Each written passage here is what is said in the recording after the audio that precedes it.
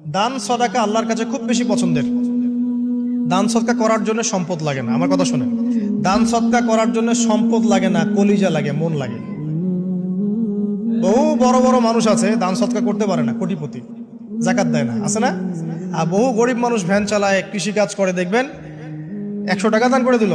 মন থাকতে হয়, মন, কলিজা বড় থাকতে হয়।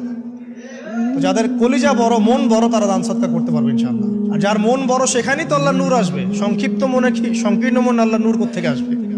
কথা বুঝতে পারে নাই?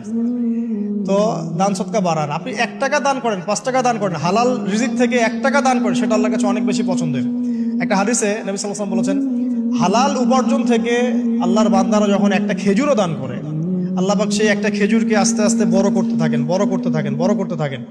এটা এক পর্যায়ে পাহাড়ের সমান হয়ে যায়।